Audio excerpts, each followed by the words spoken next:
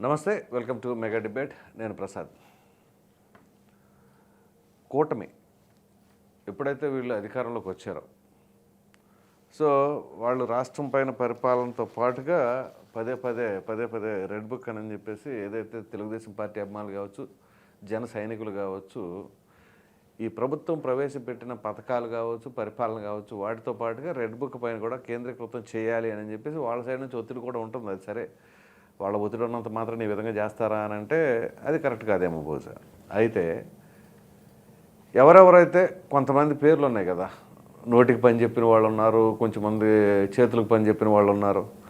ఇటువంటి తరుణంలో ఒకరి తర్వాత ఒకరికి మరి పోలీసులు నోటీసులు ఇవ్వటం, అరెస్టులు చేయటం ఇవన్నీ జరుగుతూ ఉన్నాయి.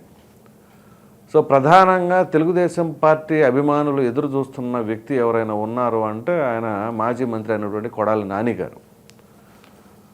ఎందుకంటే ఆయన మాట్లాడిన పదజాలం అట్లాంటివి సాదాసీదా వ్యవహారం కాదు అసలు ఆయన. ఎందుకంటే ఆ పార్టీలోనే పుట్టి ఆ పార్టీలోనే ఎమ్మెల్యే అయ్యి మరి అటువంటి వ్యక్తి ఆ పార్టీ నాయకుల్ని ఇష్టం వచ్చినట్లుగా ఇక ఎట్లా సంబోధిస్తారు అంటే చాలా దారుణంగా. సాధారణంగా ఎలా ఉంటారంటే స్టేషన్లో ఎవరైనా పట్టుకొస్తే ఒక దొంగతనం చేసిన వాడినో లేకపోతే ఇంకో పెట్టి కేసులో ఉన్నవాడినో వాడిని కనుక ఆ కానిస్టేబుల్ ఎస్ఐలు ఎలా మాట్లాడారు, అరే ఒరే అంతురే అన్నట్టుగా అదే భాషని కొడాలి నాని గారు మాట్లాడుతూ ఉండేవాళ్ళు. అది కూడా సాక్షాత్ మంత్రిగా ఉండగా కూడా.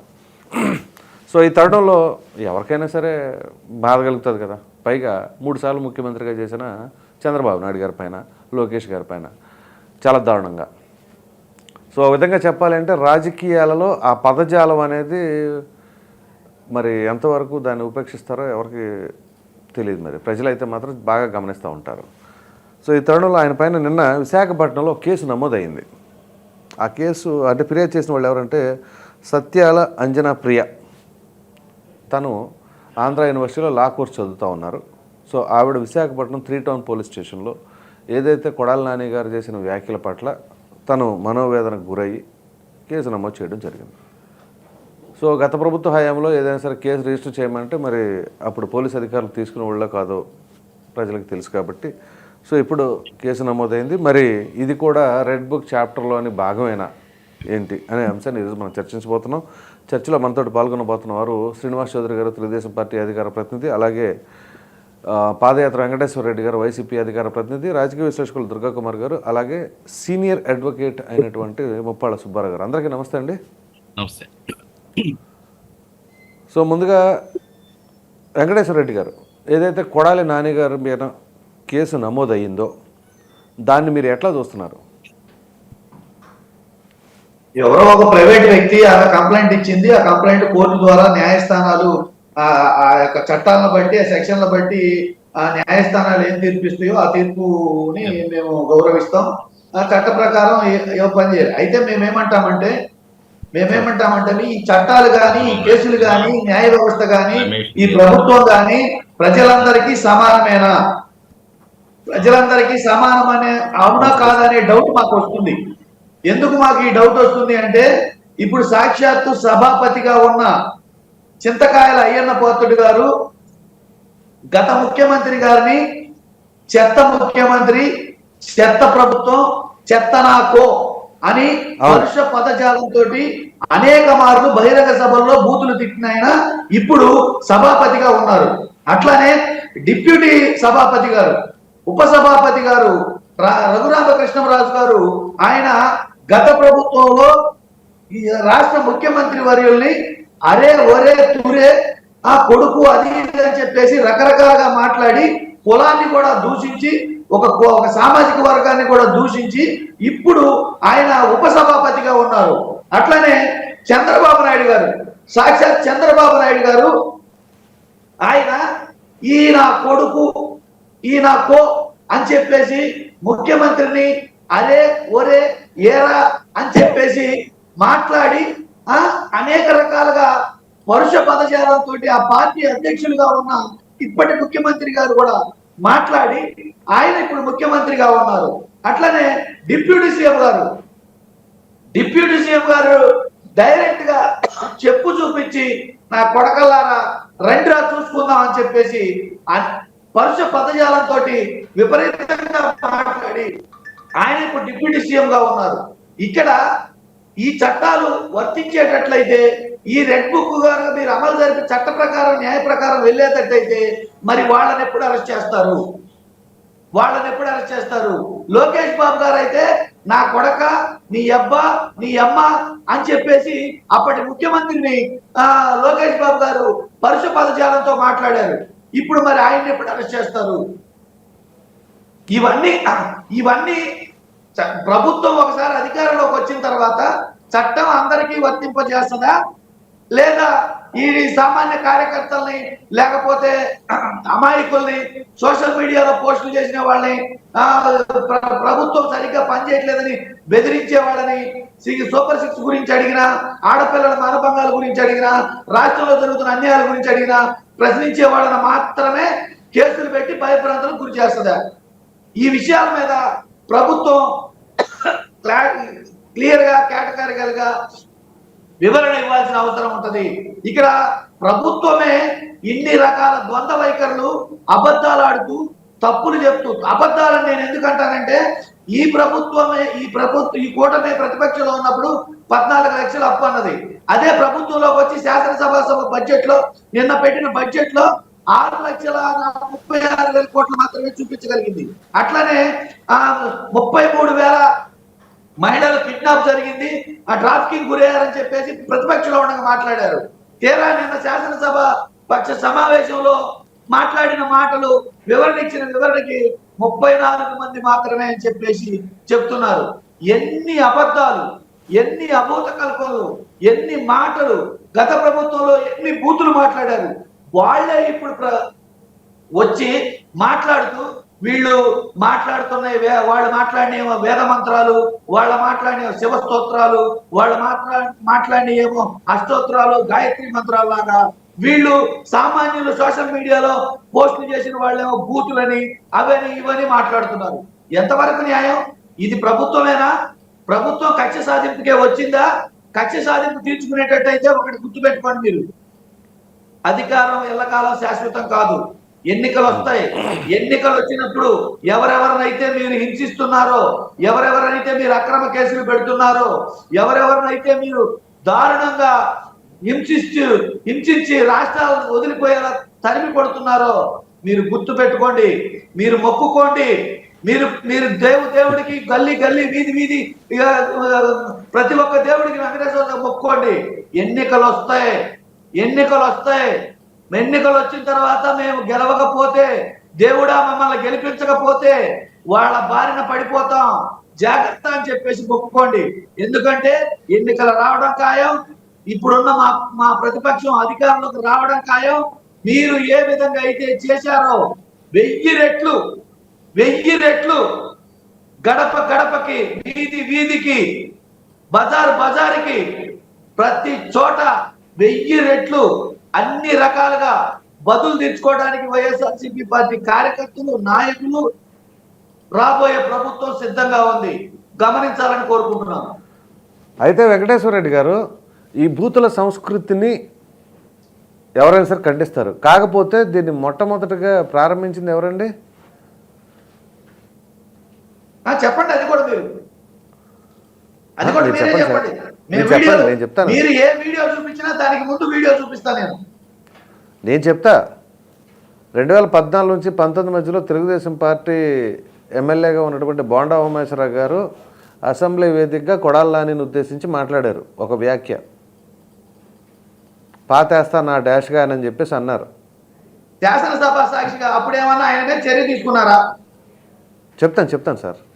దాని తర్వాత దాన్ని కూడా ఎవరు ఉపేక్షించేది కాదు. చాలా పవిత్రమైన అసెంబ్లీ సాక్షిగా అట్లా మాట్లాడతాం అనేది ఎవరైనా సరే ఖండిస్తారు. అయితే వాళ్ళు చర్యలు తీసుకున్నారా లేదనేది ప్రజలు గమనించారు. కాకపోతే అక్కడ ఒకసారి ఒకరు మాట్లాడారు అనుకోండి, మీ టీంలో 10 మంది 100 సార్లు మాట్లాడుతున్నారు. 1. 2, కొడాలి నాని గారి వ్యాఖ్యల్ని మీరు సమర్థిస్తారా? వాళ్ళు నేను అడుగుతాను. తెలుగుదేశం పార్టీ వాళ్ళ నాయకులు వాళ్ళు మాట్లాడిన తీరుని, అయ్యన్న పాత్రుడు గారు కానివ్వండి, ఇందాక మీరు కోట్ చేసిన పేర్లన్నిటి గురించి ఆయా పార్టీ వాళ్ళని అడుగుతాను. మీరు కొడాలి నాని గారి వ్యాఖ్యలు సమర్థిస్తారా? అదే నేను దానికి సమాధానం చెప్తాను. నేనేమంటానంటే చట్టపరంగా సమన్యాయం ప్రకారం ఎవరైతే తప్పు చేశారో అందరి మీద చట్టపరమైన చర్యలు తీసుకోండి. అది ప్రభుత్వం ఒక పార్టీని, ఒక వర్గాన్ని, కొంతమంది వ్యక్తుల్ని కాకుండా మీరు అందరినీ కనుక చర్యలు తీసుకుంటే ఈ వాదనే రాదు.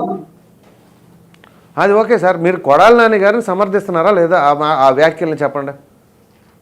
నేను లోకేష్ బాబు గారి మాటల్ని సమర్థించట్లేదు, చంద్రబాబు గారి మాటల్ని సమర్థించట్లేదు, వాళ్ళని సమర్థించట్లేండి.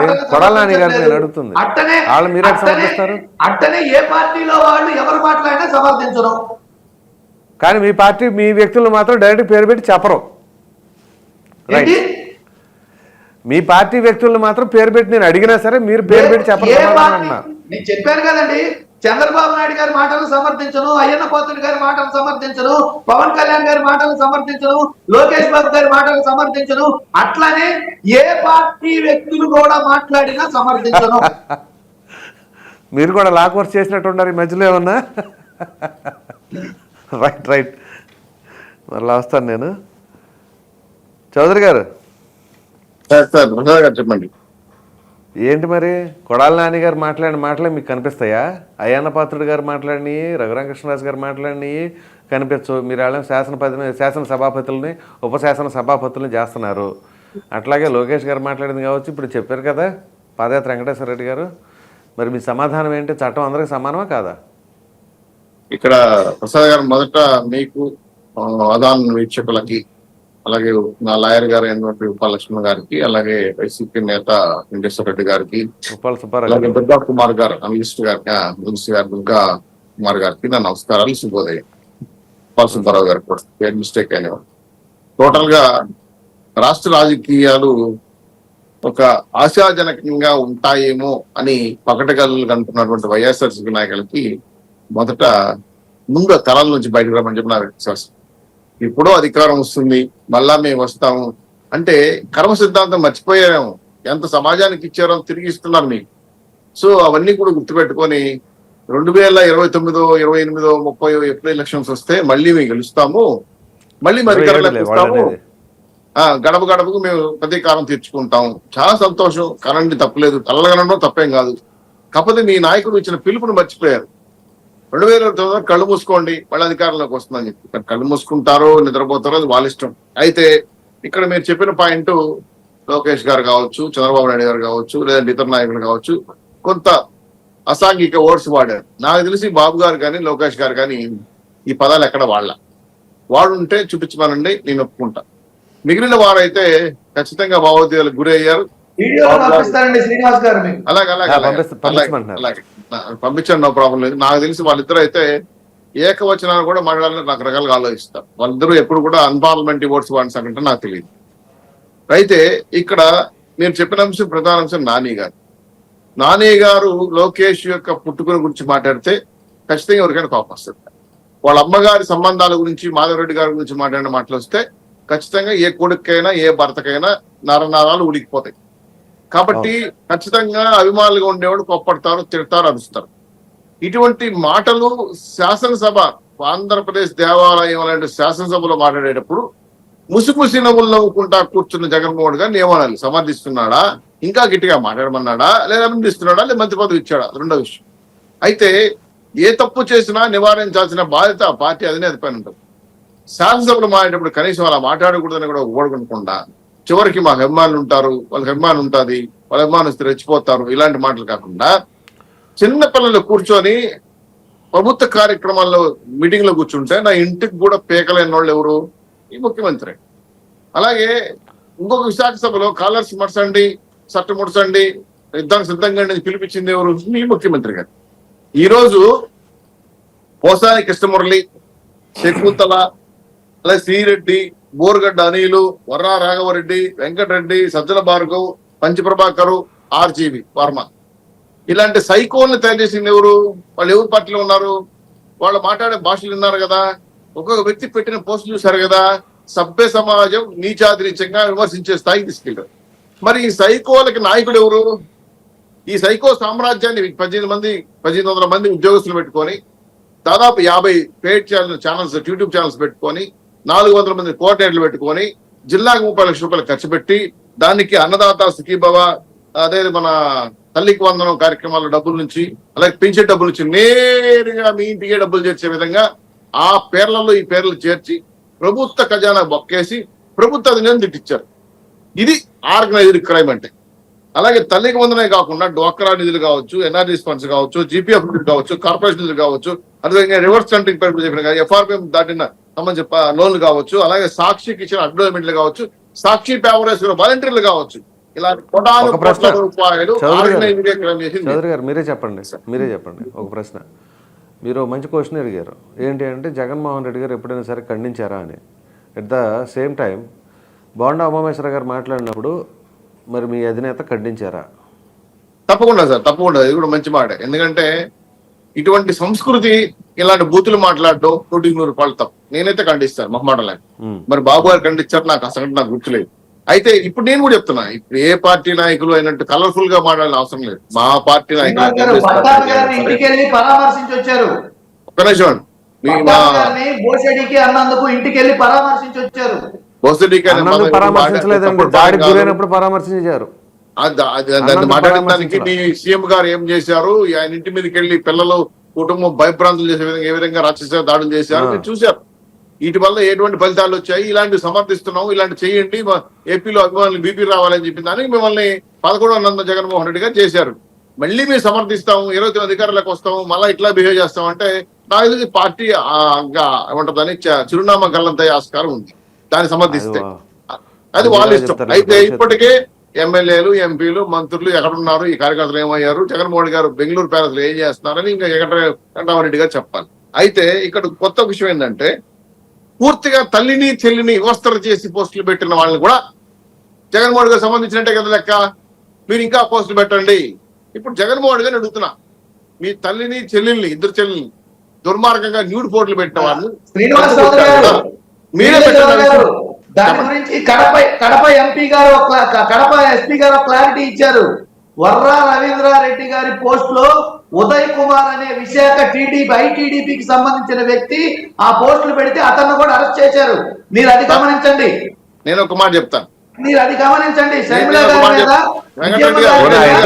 చర్యలు తీసుకోవచ్చు కదా సార్, సరిపోయేది కదా. నేను క్లారిఫై చేస్తాను. మా పార్టీ నాయకులు గుంటూరులో కిలార్ రమేష్ అనే అతను పోస్టులు పెడితే మేము అరెస్ట్ చేసాం, మా పార్టీ నాయకులే. తిరుపతిలో సురేష్ అనే వ్యక్తి మా పార్టీ నాయకులే కేసు పెట్టి ఇలాంటి పోస్టులు పెడితే అరెస్ట్ చేసి ఏకంగా రౌడీ షీటర్ ఓపెన్ చేశారు. ఇది మా పార్టీ నాయకులే, తెలుగుదేశం పార్టీ నాయకులే. ఎవరు చేసినా తప్పే. దీన్ని తల్లి చెల్లి పైన పెడుతున్నప్పుడు జగన్మోహన్ గారు ముఖ్యమంత్రిగా ఉన్నప్పుడు ఎందుకు సమర్థించారో, ఎందుకు చర్య తీసుకోలేదు అంటే మీరు ఇప్పుడు పోస్టులు పెట్టమని పిలిపించారు కదా, సేమ్ పోస్టులు మీ తల్లి గారి మీద చెల్లి మీద పెడతారా? పెడితే లేదు ఓకేనా, జనం ఒప్పుకుంటారా? సో ఇటువంటి సంస్కృతి నేను జగన్మోహన్ గారు చెప్పేదంటే మీ పార్టీ నాయకులు వదిలేశారు, అందరూ వదిలేశారు, ప్రజలు వదిలేశారు. ఈ సైకో సామ్రాజ్యం గూగుల్ ఆడితే నాకు అర్థం కాలేదు. ఈ సోషల్ మీడియాలో సైన్ గూగుల్ ఆడితే నాకు అర్థం కాలేదు. పార్టీ అక్కర్లేదా, నిర్మాణం అక్కర్లేదా, పార్టీ మళ్ళీ అధికారం రావాలని ఆలోచన లేదా, వీళ్ళ మీద డిపెండ్ అయి పనిచేస్తారా? ఇటువంటి సంస్కృతిని ప్రోత్సహించిన రాష్ట్ర ఖజానా నుంచి డబ్బులు తీసుకుని జీతాలు ఇచ్చినారంటే ఇది ఆర్గనైజ్డ్ క్రైమ్. ఈ క్రైమ్ చేసిన జగన్మోహన్ రెడ్డి గారిని ఖచ్చితంగా ఇప్పుడు అన్ని ఎవరైతే ఇలా సోషల్ మీడియాలో దుర్మార్గంగా ప్రవర్తిస్తున్నారో, కొడాలని లాంటి వ్యక్తి అదేదో అట్టిపళ్ళు బండి కింద మేక తోలు నవ్వుతున్నట్టు పాన్ బాగా నవ్వుతున్న మన ఈయన నాని గారు ఆయన మాట్లాడుతుంటే కూడా అవతల మీద ఇంగులు పడుతుంటది. ఆ వ్యక్తి కూడా పార్టీ తెలుగుదేశం పార్టీ భిక్షం వేస్తే హరికృష్ణ గారు సహాయం చేస్తే ఆ రోజు ఈ స్థాయికి ఎదిగాడు. దాన్ని మర్చిపోయి రాజకీయ భిక్ష పెట్టిన పార్టీలు మర్చిపోయి రాజకీయం విమర్శించండి. వెంకటరెడ్డి గారు కానీ ఎవరో రాజకీయం మాట్లాడచ్చు, కానీ వ్యక్తిగత దోషం చేయడం అనేది సభ్య సమాజం మెచ్చుకోలేదు. అందుకే ఈరోజు నానిని చిత్తకొట్టి లోపల కూర్చోబెట్టారు. ఎందుకంటే అంటే ఓట్ల ద్వారా ప్రజలందరూ కూడా ఓడగొట్టి ఇంట్లో కూర్చోబెట్టారు. ఖచ్చితంగా ఈ రోజు ఆమె కేసు పెట్టింది, వైజాగ్లో చర్యలు తీసుకుంటారు. ఇంకా ప్రభుత్వ పరంగా కేసులు ఉన్నాయి.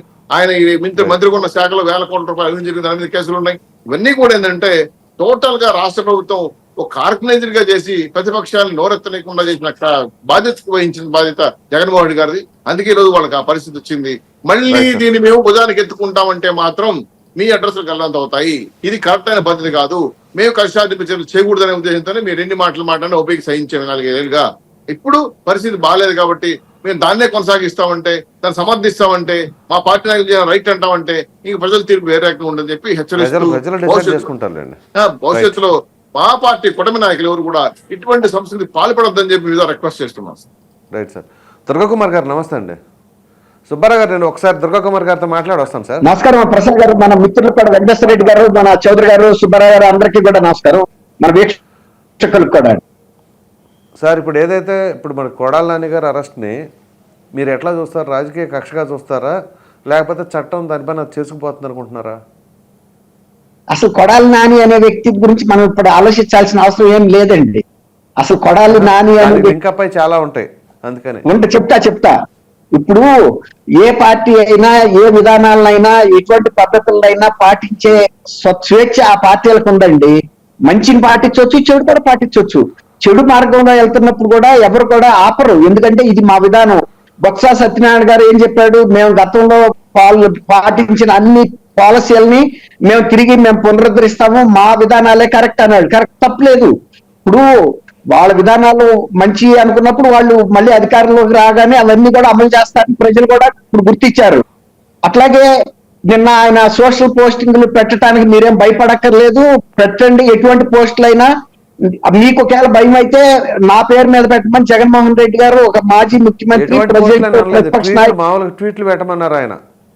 అదే అంటే ఎవరి మీద అయినా పెట్టండి, మీరేం భయపడక్కర్లేదనే కదా. వాళ్ళు భయపడుతున్నారన్న ఉద్దేశం మీద చెప్పాడు ఆ పేరు పెట్టండి అని. ఏంటంటే తప్పలేదు, ప్రభుత్వాన్ని ప్రశ్నించండి, ట్వీట్లు పెట్టండి, ఎంతమందిని అరెస్ట్ చేస్తారో చూద్దాం. అలా చేసేలాకైతే ముందు నన్నే ప్రశ్నించడానికి ఎవరు అభ్యంతరం పెట్టండి కాదండి. ప్రసాద్ గారు చెప్పినట్టుగానేనా అంటున్నా. ప్రసాద్ గారు ఏమన్నారో అది చెప్పారు. వాళ్ళు వక్రీకరించి వాళ్ళు మాట్లాడుకొని, అందుకనే సార్, అందుకనే నేను చెప్తున్నా రైట్, అందుకనే నేను చెప్తున్నాను. చెప్పండి. అప్పుడు ఆయన పెట్టమన్నారు, ఒకవేళ మీకు భయం అయితే నా పేరు ఉపయోగించుకోండి, నా పేరు కాకపోతే పార్టీ పేరు ఉపయోగించుకోమన్నాడు. తప్పలేదు. అట్లాగే విజయసాయి రెడ్డి గారు కూడా ఒక సందర్భంలో గతంలో కూడా ఏం చెప్పాడు? ఆయన రాజ్యసభ మెంబర్ గా సోషల్ మీడియా ఇన్ఛార్జ్ గా ఉండి మీరు ఎవరి మీద అయినా పెట్టండి. అప్పుడు 3 రాజధానుల మీద తీర్పు వచ్చిందండి, దాన్ని రిజెక్ట్ చేస్తూ. మీరు న్యాయమూర్తుల మీద పెట్టండి, వాళ్ళ పిల్లల మీద, కుటుంబ సభ్యుల మీద కూడా పెట్టండి, మీకేం భయం లేదు, నేను ఎటువంటి మీకు సమస్య వచ్చినా నేను ఎదుర్కొంటానని చెప్పాడు. ఇప్పుడు ఒక దిశానిర్దేశం చేసే అధికారం ఆయా పార్టీ నాయకులకు ఉంటుందండి. తర్వాత ఎటువంటి దిశానిర్దేశం వాళ్ళు చేసుకున్నా కూడా ఎవరు అభ్యంతరం పెట్టరు, ఎందుకంటే వాళ్ళకు ఉన్న స్వేచ్ఛ అది. ఆయన అన్నట్టు భావ ప్రకటన స్వేచ్ఛ అని చెప్పాడు కదా. అలాగే ఇప్పుడు జగన్మోహన్ రెడ్డి గారు చెప్పినట్టు బోర్గడ్డ అనిల్ కుమార్ కూడా భావ ప్రకటన స్వేచ్ఛ ఉపయోగించి మాట్లాడాడు. ఇప్పుడు స్వేచ్ఛ అనేది ఎక్కడి వరకు ఉంటుందంటే, నా చెయ్యి ఇతరుల ముక్కుకు తగిలినంత వరకు నాకు స్వేచ్ఛ ఉంటుందండి, ఇతరుల ముక్కుకి తగిలిన దగ్గర నా స్వేచ్ఛ ఆగిపోద్ది. అట్లాగే ఎవరైనా మాట్లాడేది ఇతరులకు ఇబ్బంది లేనంత వరకు ఎవరేం అనరు.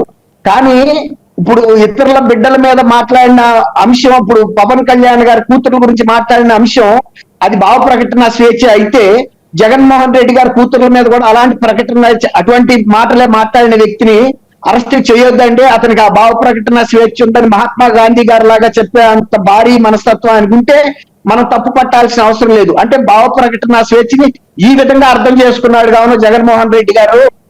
రాజ్యాంగం ఇచ్చింది ఒకందుకు ఇచ్చింది, బహుశా ఈయన ఎవరినైనా తిట్టొచ్చు, వాళ్ళ అమ్మాయి అయితే ఏంటి, మా అమ్మాయి అయితే ఏంటి, వాళ్ళ అబ్బాయి అయితే ఏంటి, నా భార్య అయితే ఏంటి, ఎవడైనా ఒకటే అనే విధంగా అర్థం చేసుకుంటే మనమేం చెప్పలేం.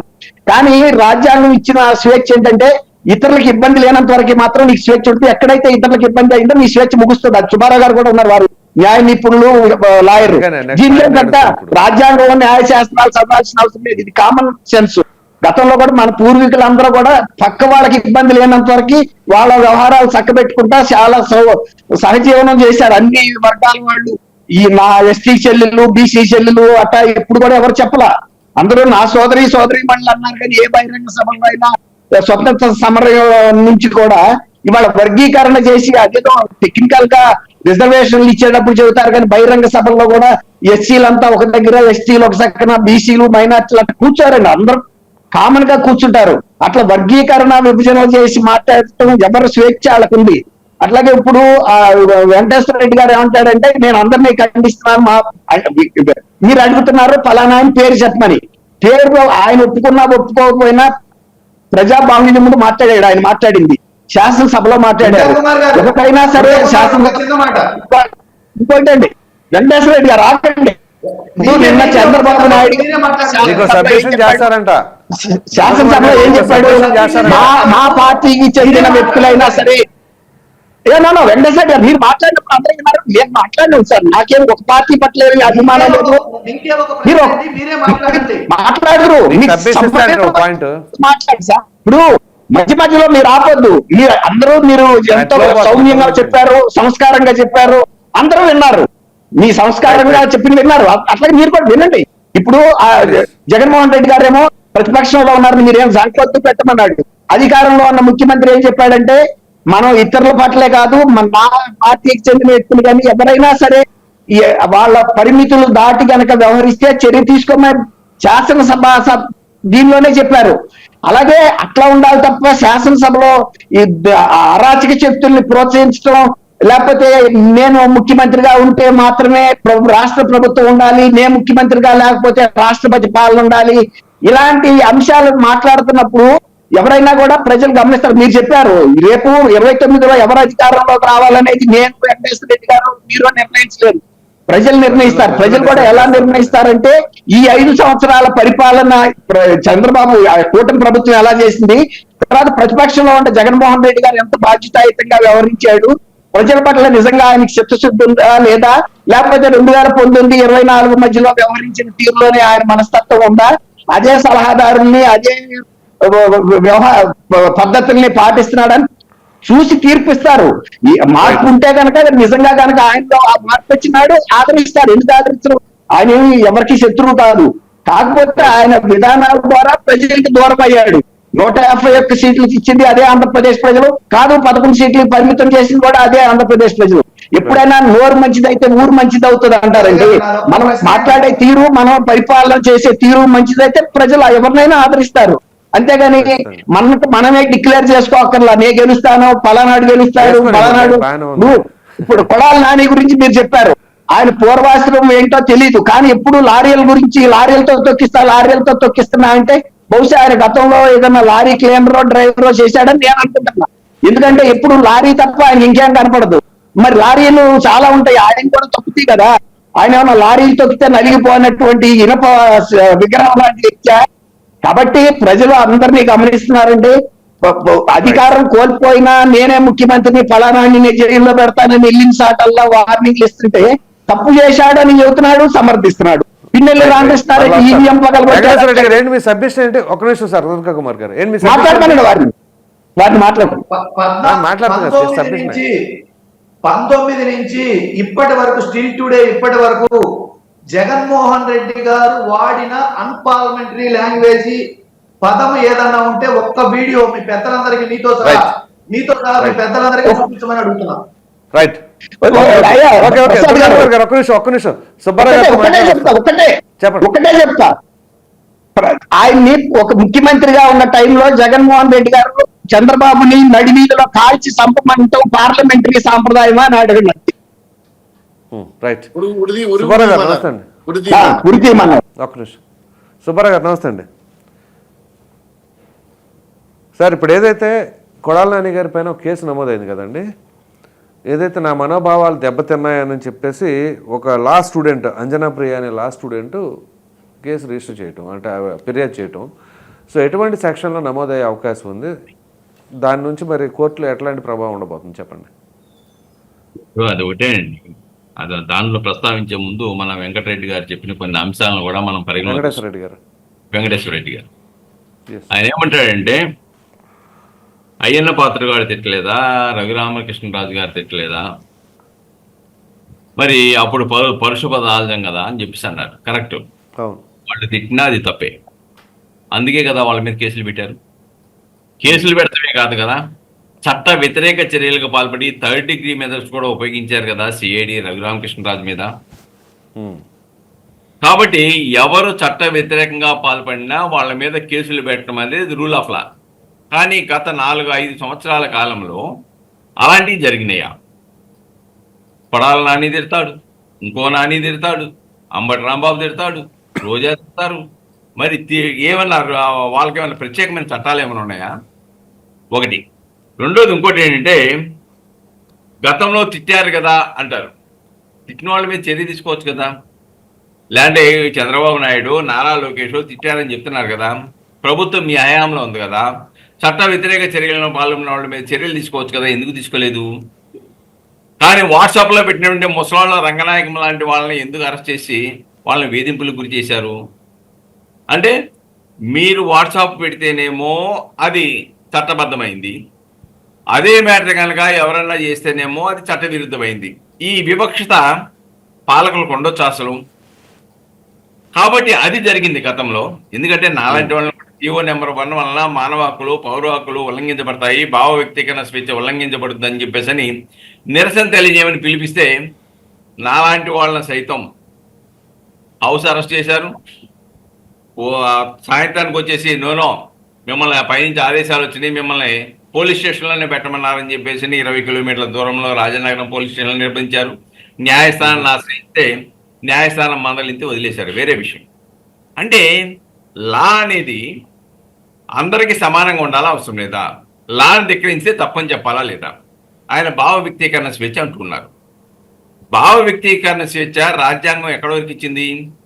ఒక అధికారంలో ఉన్న వాళ్ళు తప్పు చేస్తే వాళ్ళ మీద రాజకీయపరమైనటువంటి, సిద్ధాంతపరమైనటువంటి విమర్శలు చేయొచ్చు. అది భావ వ్యక్తీకరణ స్వేచ్ఛ. అంతే తప్ప వాళ్ళ కుటుంబంలో ఉన్న మహిళల్ని, లేకంటే వాళ్ళ పుట్టుకని, వాళ్ళ శీలాన్ని, లేకంటే వివిధ సభ్య సమాజం తల వంచుకునే విధంగా పరుష పదాలు వాడటం అది భావ వ్యక్తీకరణ స్వేచ్ఛ కాదు. రెండోది, ఎవరో ఈయన చెప్పాడు కదా, బోరుగడ్డ అనిలు ఎవరెవరు నన్ను ప్రోత్సహించాడో చెప్పాడు. లేళ్ళ అప్పిరెడ్డి, సజ్జల రామకృష్ణారెడ్డి వీళ్ళంతా కూడా నాకేదో ప్రమోట్ చేస్తారని చెప్పేసి అంటే నేను చేశాను అని చెప్పాడు. శ్రీరెడ్డి ఏం చెప్పింది? చెప్పారండి. ఏమండి చెప్పారా? మీరు విన్నారా? విన్నాను. కావాలంటే నీకు పంపండి, పంపుతాను. వీడియో రికార్డింగ్ కూడా పంపించండి. నేను పంపుతాను. అలాగనే శ్రీరెడ్డి ఏం చెప్పింది? మేము చిన్నవాళ్ళము, చెప్తే చేశాము, పెద్దవాళ్ళ జోలికి వెళ్ళండి, మమ్మల్ని వదిలేయండి, మా కార్యకర్తలు వదిలేయండి కదా. అంటే ఏమైంది? మీరంతా కూడా పెయిడ్ ఆర్టిస్టులను ఉపయోగించేసి అసభ్యకరమైన పదజాలాలు ఉపయోగించడానికి ప్రయత్నం చేశారనేది. సరే, మా విజయమ్మ గారి మీద, లేకుంటే శర్మిలారెడ్డి గారి మీద వచ్చిన ప్రకటన విశాఖపట్నం, అసలు మూల సూత్రధారులు ఎవరు? వాళ్ళని ఎందుకు అరెస్ట్ చేయటం లేదు? వాళ్ళు అరెస్ట్ చేయడానికి ఎందుకు ప్రయత్నం చేయలేదు? ఇక్కడ చాలా స్పష్టంగా వాళ్ళు చెప్తున్నాడు. రాఘవరెడ్డి చాలా స్పష్టంగా చెప్తున్నాడు, మాకు ఐప్యాక్ సంబంధించిన వాళ్ళు మెటీరియల్ సప్లై చేశారు, ఆ సప్లైని బేస్ చేసుకొని వాట్సాప్లో పెట్టాము అని క్లియర్గా చెప్తున్నారు కదా. కాబట్టి ఆ ఐప్యాక్ లేకపోతే ఎవరైతే ప్రోత్సహించారో, లేకపోతే ఎవరైతే వాళ్ళకి ఫైనాన్షియల్గా అసిస్టెంట్ చేసి ఇటువంటి కార్యక్రమాలు రూపొందించడానికి కారకులయ్యారో చెప్పాలి కదా. వర్ర రాఘవరెడ్డి ఇచ్చిన కన్ఫెషన్ స్టేట్మెంట్ పేపర్లో వచ్చింది. దాని ప్రకారం ఏమిటి? వర్ర రాఘవరెడ్డి కాదండి, వర్ర రవీందర్ రెడ్డి లేదా బండి రాఘవరెడ్డి. అవును, వాళ్ళిద్దరు వేరు వేరు. ఆయన అవినాష్ రెడ్డి పిఏ, నేనేమో భారతి గారి పిఏ. ఈ రవీందర్ రెడ్డి గారు ఏం చెప్పారు? సజ్జల భార్గవరెడ్డి గారు సోషల్ మీడియా ఇన్ఛార్జి తీసుకున్న తర్వాత ఇటువంటివి విస్తృతంగా సభ్య సమాజం తలదించుకునేవి ఇటువంటి వాట్సాప్లు పెట్టడానికి బాగా ప్రోత్సహించాడని చెప్పాడు.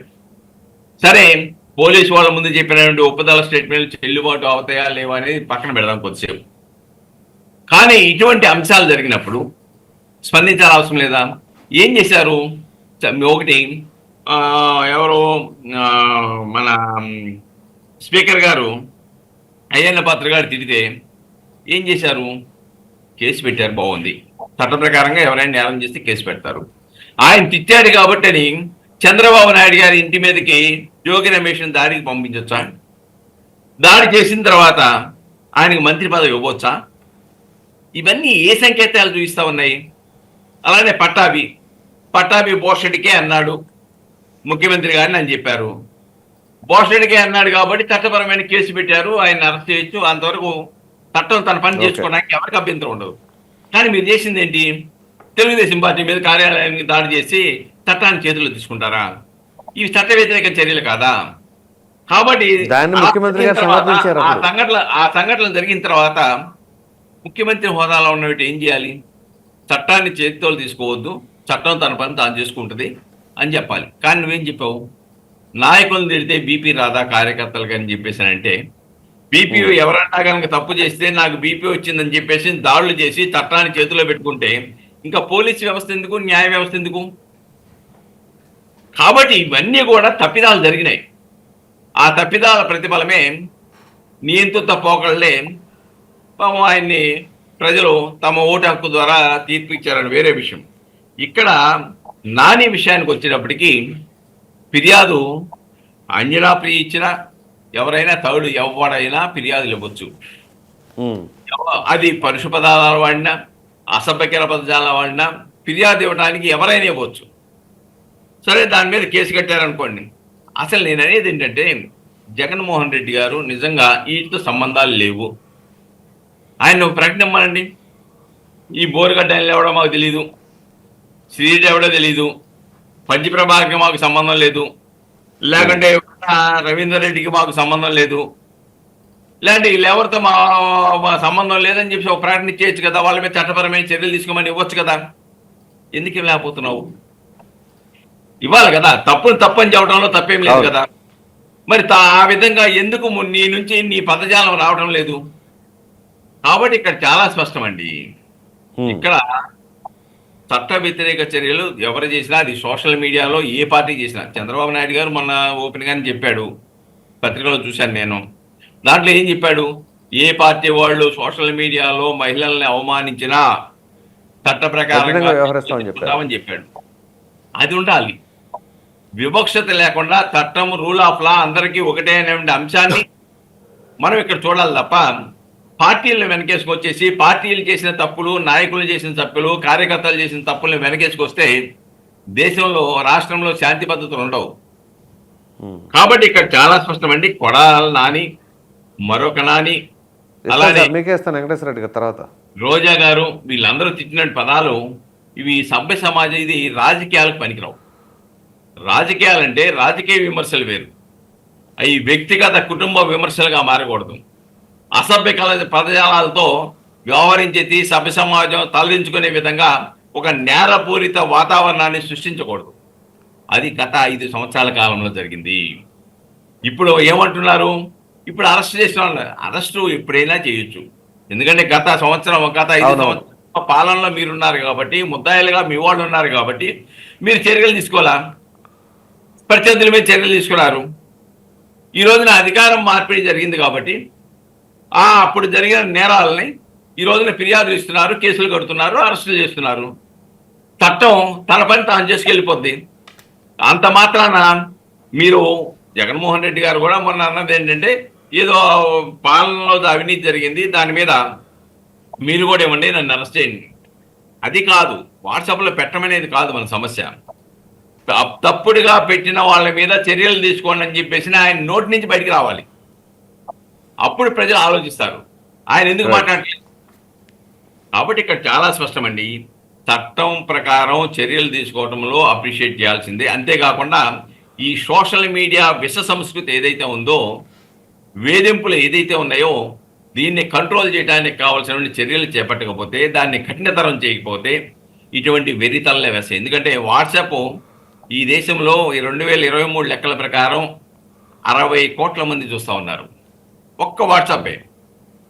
అంటే అటువంటి వాట్సాప్లోనూ సోషల్ మీడియాలోనూ ఈ రోజున ఇటువంటి వికృత శాసనలు చేస్తుంటే, ఈ రోజున ప్రభుత్వం కూడా చేయాల్సింది ఏంటంటే, ఎవరి మీద అయితే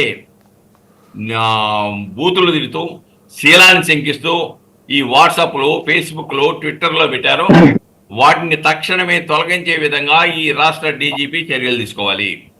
చట్టపరమైన చర్యలు. ఎందుకంటే ఇవి వ్యవస్థాగత నేరాలు. అవును.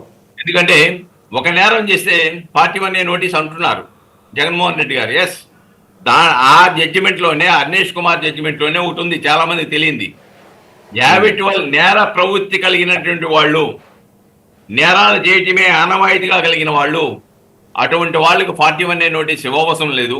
అవన్నీ ప్రస్తావిస్తూ ఈయన మీద ఇన్ని నేరాలు ఉన్నాయి, ఇది ఈయన వృత్తే నేర ప్రవృత్తి అని చెప్పేసి న్యాయస్థానానికి చెక్ లిస్టులో రాసి పెడితే న్యాయస్థానం వాళ్ళని రిమాండ్ ఇవ్వచ్చు.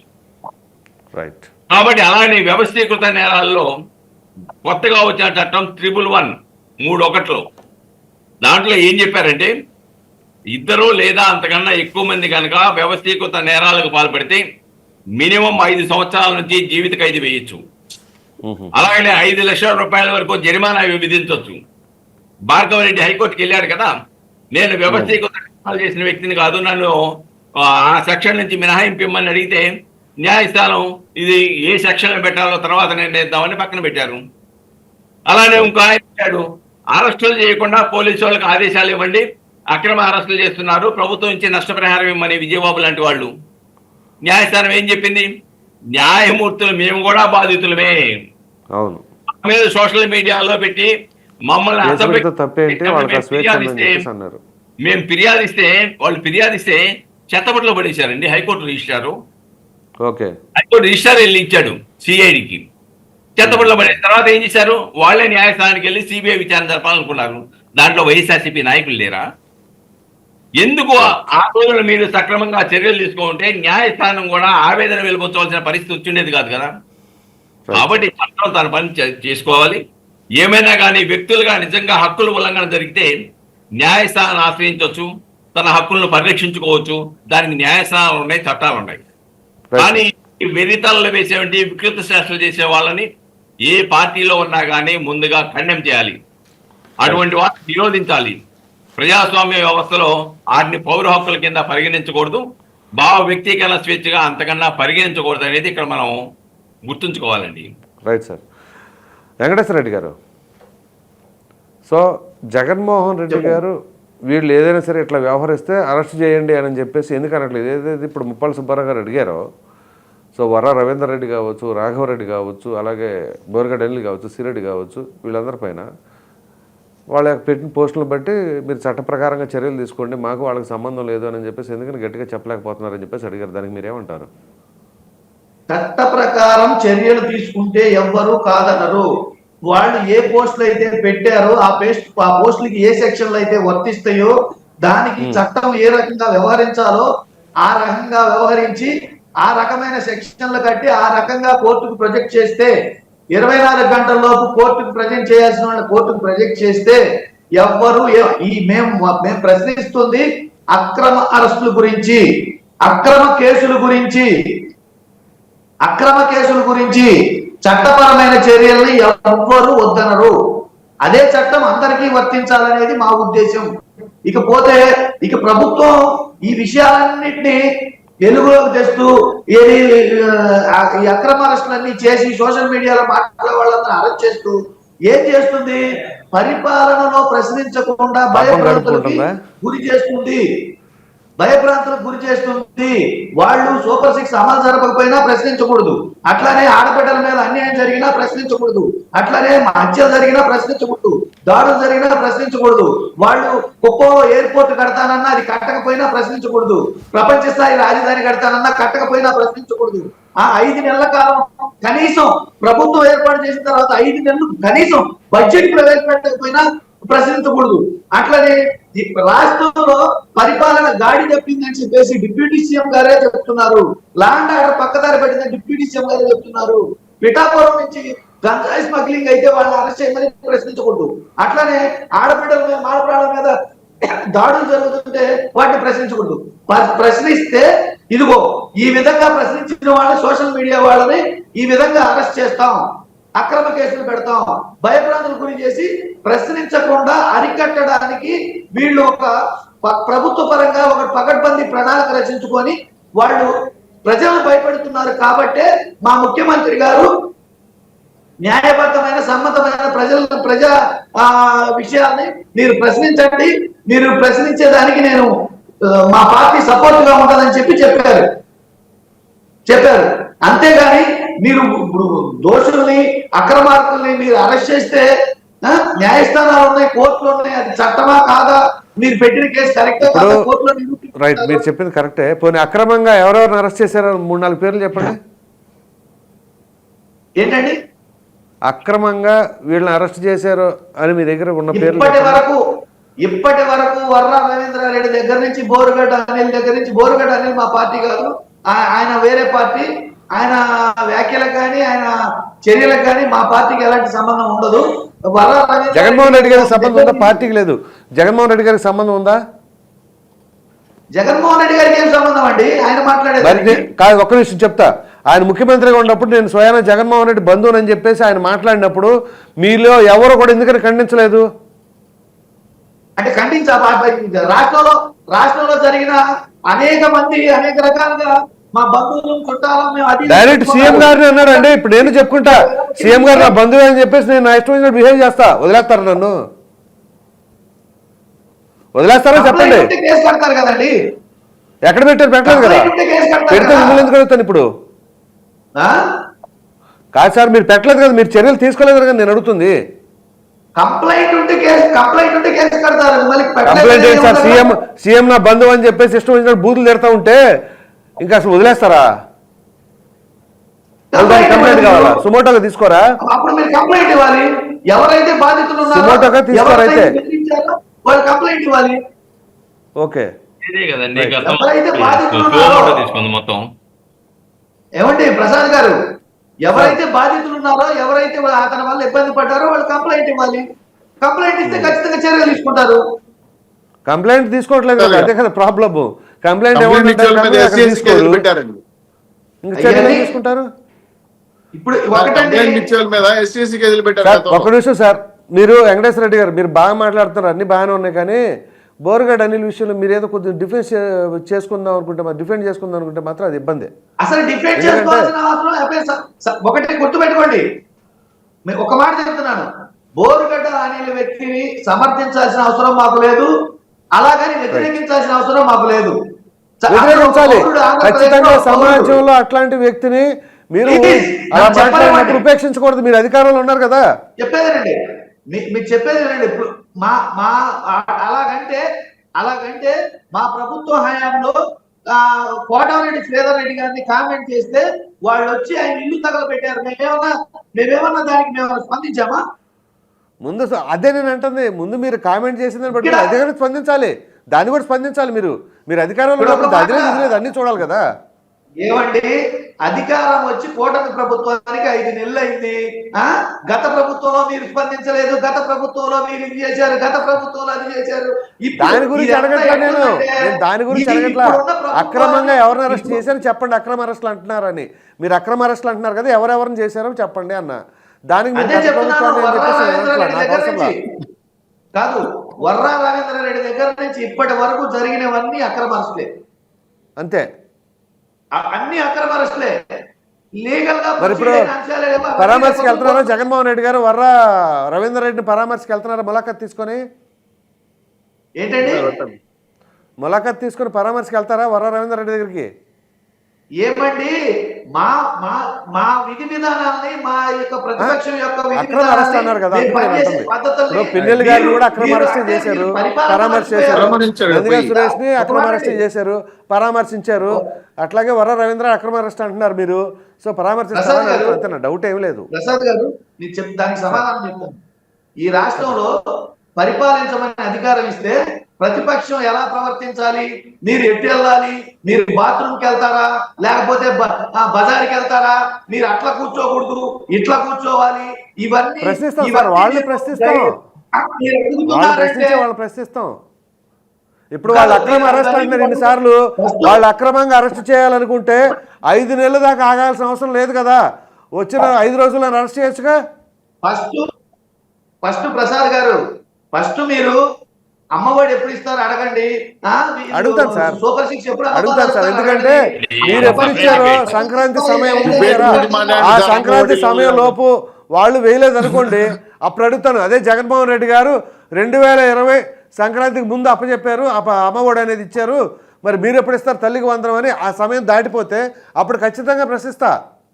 ఎందుకంటే మీరు తీసుకునే సమయం ఉంది కదా, ఆ సమయం గడవాలి కదా. ప్రసాద్ గారు, ఇప్పుడు బడ్జెట్ ప్రవేశపెట్టారు, కేటాయింపులు ఎంత చేశారు, దేని మీద ఎంతమంది అర్హులు ఉన్నారు, ఎంతమంది లబ్ధిదారులు ఉన్నారు, ఎంత కేటాయింపులు చేశారు, బడ్జెట్ 5 నెలల తర్వాత ఎందుకు ప్రవేశపెట్టారు, బడ్జెట్ లో Okay. మీరు బడ్జెట్ లో ప్రవేశపెట్టారు అప్పులు subject అప్పులు confirm లెక్కల్లో కావాలి సార్, subject మీరు divert ప్రచారం అవుతుంది. చేసిన దానికి ఇప్పటికీ ఎంత తేడా ఉంది, మీరు మిస్ అయిన మహిళల గురించి చెప్పిన దానికి ఇప్పటికీ ఎంత తేడా ఉంది, శాసనసభలో మీరు మాట్లాడిన మాటలకి వివరాలు ఇవ్వండి, ప్రజలకు సమాధానం చెప్పండి, జీవోలు చట్టాలు ఏం చేశారు, మీరు ప్రచారం ఏం చేశారు, ప్రచారం ఏం చేశారు, Right. చట్టాలు ఏమున్నాయి, అన్ని బొక్కలే కదండి, అన్ని అడుగుదాం బొక్కలే అడుగుదాం కదా, సార్ భలేవాళ్ళే అడుగుదాం వాళ్ళు, ఎందుకంటే తల్లికి వందన అన్ని అందరూ బొక్కలే అన్నారు కదా, కాబట్టి వాటి వల్ల వాటి గురించి చర్చించుకుంటే ప్రజలకు మేలు జరుగుతుంది, అది చర్చలు వాటి జరుగుతాయి గురించి సార్ అవి చర్చించుకుంటే ప్రజలకు మేలు జరుగుతుంది. జరుగుతున్నాయి సార్ ప్రసాద్ గారు. భలేవాళ్ళే ఏది వదలం మనం మాట్లాడుకుంటే ప్రజలకు ఏమన్నా ప్రయోజనం ఉంటుందా? ఖచ్చితంగా గారు. ప్రజలకు ఏదైతే అవసరమో అదే చర్చలు జరుగుతూ ఉంటాయి సార్. చౌదరి ప్రసాద్ గారు గారు సార్ ప్రసాద్ చౌదరి గారు గారు నాకు సబ్జెక్ట్ ఎందుకో పక్కెళ్తా ఉందని అన్నారు, అనుకుంటున్నాను. చదవలేదు అయితే ఒకదానికి ఒకటి లింకప్ ఉంటాయిగా ఉంది, డివియేట్ ఉంది. చేయడం కోసం ఇవన్నీ తీసుకొస్తున్నారు అంటున్నారు ఆయన తప్పకుండా పక్కలేదు. తప్పకుండా తప్పకుండా ఏదైతే ప్రతిపక్షం అని చెప్పుకొని స్వయం ప్రకటన చేసుకుని జగన్మోహన్ గారికి మేము వెసులుబాటు ఇస్తున్నాం, శాసనసభకు రండి ఇవన్నీ అడగండి అని. ఆయన రావట్లా, పులివెందుల పులి అది అడగగా వచ్చి శాసనసభలు అంటే రావట్లా. ఇప్పుడు అప్పుల గురించి మాట్లాడారు, మా పథకాలు అమలు చేయడం గురించి మాట్లాడారు. ఎస్, బ్రహ్మాండంగా శాసనసభ సాక్షిగా పయ్యావుల కేశవర్ గారు ప్రతి దానికి బడ్జెట్ కేటాయించాం, శాసనసభ సాక్షిగా ప్రకటించారు మీ సూపర్ 6 అమలుకి మేము అన్ని రకాలు కట్టుబడి ఉన్నామని. ఇది ఇంతకన్నా సాక్ష్యం ఏం కావాలి? మీరన్న ప్రకారం అమలు చేయకపోతే చొక్కా పట్టుకోండి, మేము బాధపడం. మేము ప్రజలకు సేవ చేయాలనుకున్నాం, సేవ చేస్తాం, ప్రజల కోసం పొలమాలు వేసుకుంటాం, దెబ్బలు తింటాం, ప్రశ్నలు చేసుకుంటాం. అయితే గత ప్రభుత్వం చేసినప్పుడు 10,86,000 కోట్ల రూపాయలు లెక్కలతో శాసనసభలు ప్రకటించారు కదా.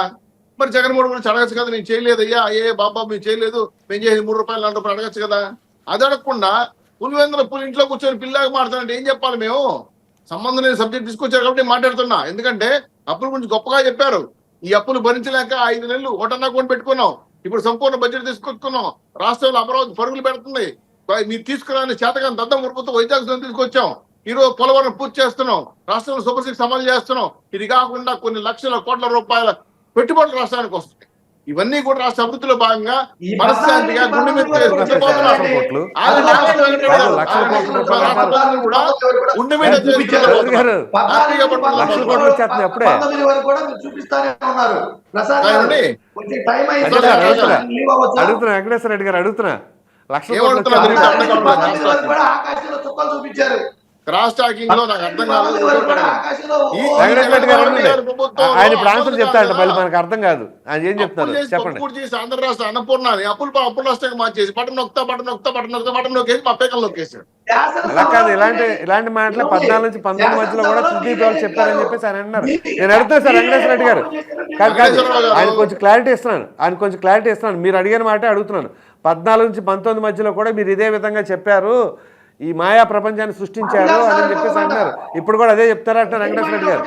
సార్ వెంకటేశ్వర రెడ్డి గారికి ఏమన్నారు ఆగండి, అడిగారు చెప్పాలి కదా. వెంకటేశ్వర రెడ్డి అడిగారు చెప్పాలి కదా, ఆగండి.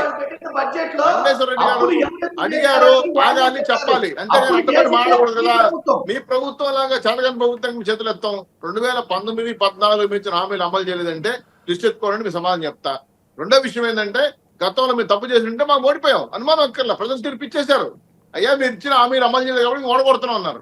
ఇప్పుడు మీ ఒళ్ళు దగ్గర పెట్టుకుని పని చేస్తున్నాం, ఈ పొద్దు కూడా ప్రజలకు సమాధానం చెప్తున్నాం, ఇవ్వలేని ఇస్తామని చెప్తున్నాం. అన్ని రకాలుగా ప్రభుత్వం బడ్జెట్ మీ ప్రభుత్వం నాకు ఉండేది సార్, ఉండండి సార్ అప్పులు పాలు చేసి వైను పేరు మీద వ్యాపారం చేయలేదు కదా మేము. ఒక కవిని చెప్పండి, మీరు గతంలో మా నాయకుల మీద కేసులు వేశారన్నారు కదా, మా నాయకుల మీద కేసులు శిక్షలు కూడా వేశారు. మరి మీ నాయకుల మీద ఇప్పుడు వరకు మీకు ఎందుకు గమనున్నాం? మానవ దొరికినంత అవకాశం ఆలోచిస్తారని అనుకున్నాం, కానీ ఆలోచించలా. చివరికి మళ్ళా మీ సైకోలము మా యొక్క మనసులో తెల్లనే ఉంటుంది చెప్పి రాష్ట్రపతి మీద పడి దుర్మార్గం విమర్శిస్తున్నారు. అందుకే ఇప్పుడు చర్యలు తీసుకుంటున్నాం. ఇప్పుడు బోర్గడ్డ అనేది మాకు సంబంధం లేదన్నారు, శ్రీరెడ్డి మాకు సంబంధం లేదన్నారు. మీరు జగన్మోహన్ రెడ్డి గారు దమ్ముంటే, రాయలసీమ పౌరుషం ఉంటే ఇప్పుడు చెప్పిన పేర్లన్నీ కూడా ఎవరు పంచప్రభాకరు, అలాగే రాఘవేంద్ర రెడ్డి ఊరు మాకు సంబంధం లేదు, స్టేట్మెంట్ ఏమని చెప్పండి చూద్దాం. ఇప్పుడు రాజ్యం ఎందుకు బయటకు వచ్చాడు, పోసాని కృష్ణమూర్తి ఎందుకు వచ్చారు, శకుంతలు ఎందుకు బయటకు వచ్చి చెప్పండి. మీరు వీళ్ళిద్దరు మాట్లాడే మాటలు విన్నారా? మీరు ఎలా మాట్లాడుతారు వింటున్నారా? సభ్య సమాజం తలదించుకునే విధంగా ఉంది. మరి మీ ప్రభుత్వానికి మీ యొక్క పార్టీ నాయకులు కమ్మగా ఉంటే వినిపించుకోండి, మాకు అభ్యంతరం లేదు. కాకపోతే బాధ కలిగించే విషయం ఏంటంటే మీరు బోడుకుండికి మోకాలు అభివృద్ధి పరంగా అభివృద్ధి అజెండా చేసి పెట్టండి. నేను పుస్తకాలు కూర్చుంటాను, మీరు ఏ ఎంగిల్ ఎప్పుడు చెప్తారు, ఏ పరిశ్రమలు చెప్తాను, ఎంత ఇన్స్టాల్మెంట్ ప్రకారం మేము ఉద్యోగాలు ఏ విధంగా కల్పన చేస్తున్నా చెప్తాను నేను. అంతేగాని ఇప్పుడు సబ్జెక్ట్ సోషల్ మీడియా చెప్తున్నా సైకోల తాండవాన్ని వ్యతిరేకంగా మాట్లాడుతున్నాం కాబట్టి అది మాట్లాడుతున్నా. వేరే అంశాలు మాట్లాడుతా. ఈరోజు మీ పార్టీ నాయకులు మీ నాయకులందరూ కూడా విమర్శలు వ్యతిరేకించమండి. మీరు ఎంత పెద్ద విమర్శలు చేయండి, సంతోషం స్వీకరిస్తాం. శాసనసభ చెప్తాను, మీకు వద్దు శాసనసభ వద్దు, ఏమిది నాకు అర్థం కాలేదు. రైట్ కాదు దుర్గాకుమార్ గారు, ఇందాక వెంకటేశ్వర రెడ్డి గారు ఒక మాట అన్నారు, మీరు పరిపాలన మీద కాన్సన్ట్రేట్ చేయండి, మేము అన్నీ కూడా అండర్లైన్ చేసుకుంటున్నాము, ఇంతకు 1000 రెట్లు ప్రతి గడపలో ప్రతి వీధిలో కూడా చూస్తాము అని చెప్పేసి అంటున్నారు. ఇక్కడ పోటీ పడాల్సింది ఏంటి అంటే వాళ్ళు ఎన్ని కేసులు పెట్టారు, మేము ఎన్ని కేసులు పెట్టాము, లేకపోతే వాళ్ళు ఎంత మీద కక్షపూరితంగా చర్యలు తీసుకున్నారు, వీళ్ళు ఎంత మీద కక్షపూరితంగా చర్యలు తీసుకున్నారు అనే దానికంటే కూడా వాళ్ళు ఎంత మంచి చేశారు, వాళ్ళు ఎంత అభివృద్ధి చేశారు, వీళ్ళు ఎంత మంచి చేశారు, వీళ్ళు ఎంత అభివృద్ధి చేశారు, ఇది కదా ప్రజలకు కావాల్సింది. ప్రజలు ఎదురు చూసేది వీటిపైన కదా. మరి ఏమంటారు మీరు? అవునండి, ఇప్పుడు వీళ్ళు ఇంత కష్టపడి గడపకి వెళ్ళి అక్కడ ఇక్కడ అన్ని రాయాల్సిన అవసరం లేదండి. ప్రతి గడపలోనూ ఒక 3-4 ఓటర్లు ఉంటారు. బటన్ నొక్కే సామర్థ్యం వాళ్ళకు ఉంది, మంచి చెడు బెరీజ్ వేసుకునే సామర్థ్యం ఉందండి. ఇప్పుడు అంత కష్టపడక్కర్లేదు. ఇప్పుడు వెంకటేశ్వర రెడ్డి గారు ఇందాక ఒక మాట చెప్పాడు, వీళ్ళు సోషల్ మీడియాలో అక్రమంగా అరెస్టులు చేస్తున్నారు ఇదని. ఇప్పుడు జగన్మోహన్ రెడ్డి గారి పరిపాలనా సమయంలోనే వాళ్ళందరూ కూడా ఈ మాటలు మాట్లాడి కొత్తగా ఇప్పుడు మాట్లాడలేదు.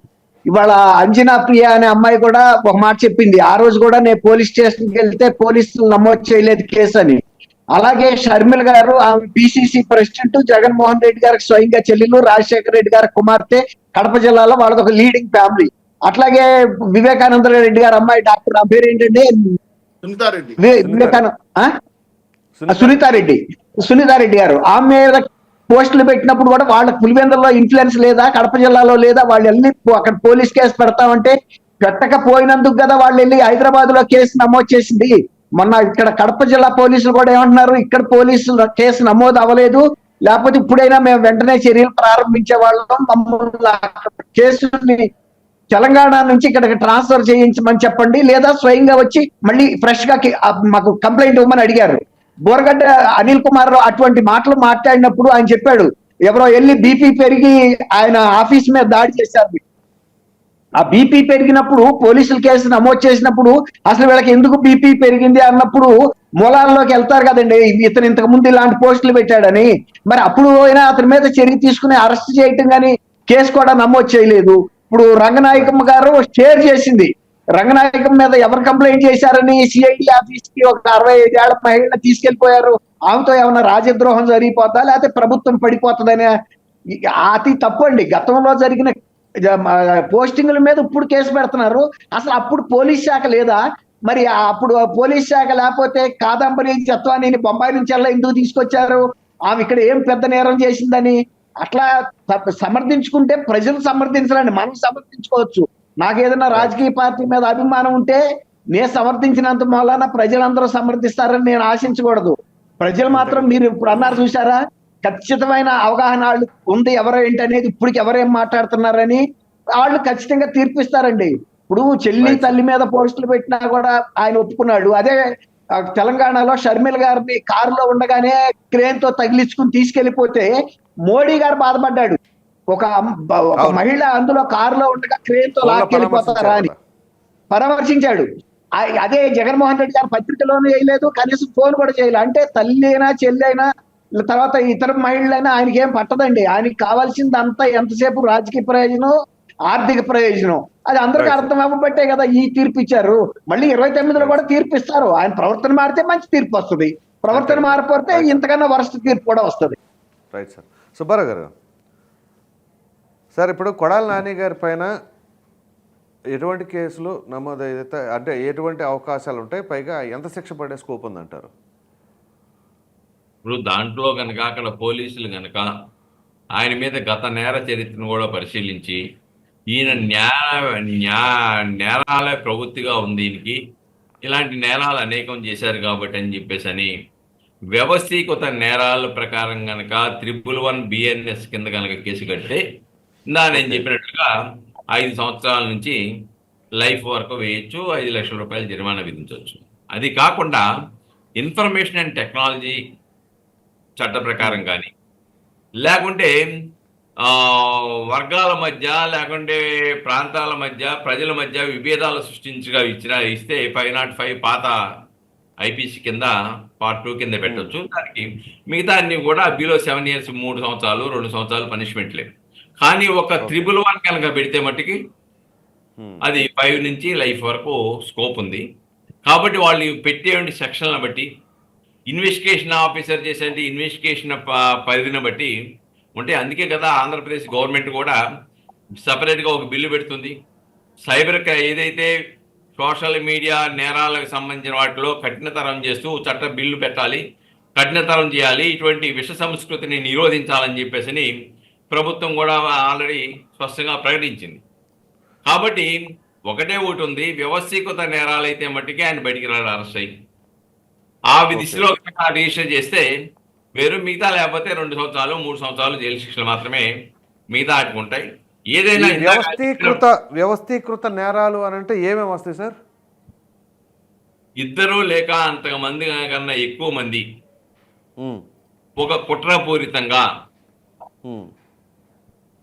ఇతరుల మీద అసభ్యకరంగా తిడతామా, లేకుండా ఇంకో చేయటమా, కాగ్నిజబుల్ అఫెన్సెస్ కనుక పూనుకొని ఉంటే ఓకే డెఫినెట్ గా దీని కిందకి వస్తుంది. ఎందుకంటే ఒకటి ఆలోచించాలని మనం. ఇందాక మిత్రులు బోరగడ్డ అనిల్ ఎవడో మాకు తెలియదు అంటున్నాడు, మాకు సంబంధం లేదంటున్నాడు. ఆయన పిఎస్పి రిపబ్లికన్ పార్టీ అంటున్నాడు. ఆయన ఎప్పుడో రిజైన్ చేశాడు రిపబ్లికన్ పార్టీకి.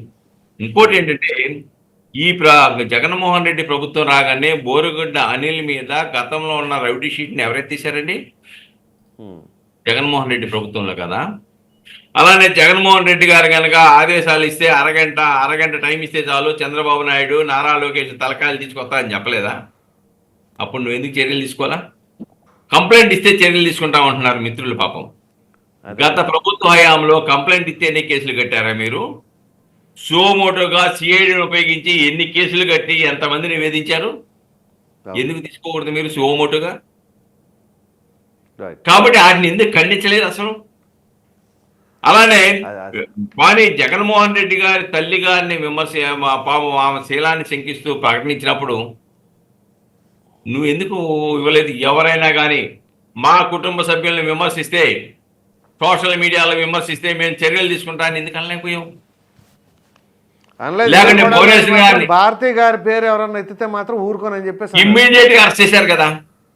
భారతి గారి పేరు ఎత్తితే ఇమ్మీడియట్ గా అరెస్ట్ చేశారు, కేసులు కట్టేసి సోమోటుగా. అలానే భువనేశ్వర్ గారిని అన్నప్పుడు ఏం చేసావు? ఈ రోజున వాళ్ళు అన్న ఇందాక మిత్రులు ఎవరు ఇచ్చారు అసెంబ్లీకి రావట్లేదని చెప్పేసి. దాని మీద వాళ్ళ వాదన ఏంటంటే, గతంలో చంద్రబాబు నాయుడు గారికి ఎవరు రాలేదు కదా, ఆయన కూడా మానేశారు కదా. కానీ అక్కడ జరిగింది భువనేశ్వర్ గారి యొక్క శీలాన్ని శంకిస్తూ సందర్భం వేరు. అందుకని అప్పుడు ఇది కౌరవ సభ, ఈ కౌరవ సభలో నేను ఉండలేను, గౌరవ సభలో ముఖ్యమంత్రిగా వస్తానని వెళ్ళాడు. కానీ ఆయన అసెంబ్లీలో ఉండగా జరిగిన తర్వాత కదా సార్, ఈయన అసలు అసెంబ్లీలో రాలేదు కదా ఇంతవరకు జగన్మోహన్ రెడ్డి గారు. అవును, అలా కాదండి. దాంట్లో ఆనాడు కూడా చంద్రబాబు నాయుడు గారు మిగతా ఎమ్మెల్యేలు మీద వెళ్ళవాకండాయా, మీ ప్రజల యొక్క హక్కులను హరించేయండి, వాళ్ళ లక్ష్యాలను పక్కన చెప్పలా. ఆయన ఒక్కడే మానేశాడు. ఈ రోజు నువ్వేం చేస్తా ఉన్నావు?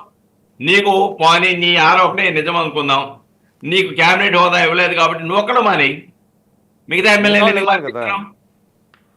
కాబట్టి ఇవన్నీ కూడా మనం చెప్పుకుంటూ వెళ్తే, గతంలో పాపం ఆయన ముఖ్యమంత్రిగా ఉన్నప్పుడు ఎప్పుడైనా ఒక ప్రెస్ మీట్ పెట్టాడా? అదే నేను ఆయన కనిపిస్తే అసెంబ్లీలో కనపడతారు, లేదంటే ప్రెస్ లో కనపడతారు. అధికారంలో ఉన్నప్పుడు అసెంబ్లీలో, విపక్షంలో ఉన్నప్పుడు ప్రెస్ లో, అంతే. అప్పుడు అంతకు ముందు ఓదార్పు యాత్ర చేశాడండి బిఫోర్. అవును, తర్వాత సైలెంట్ గా ఉన్నాడు.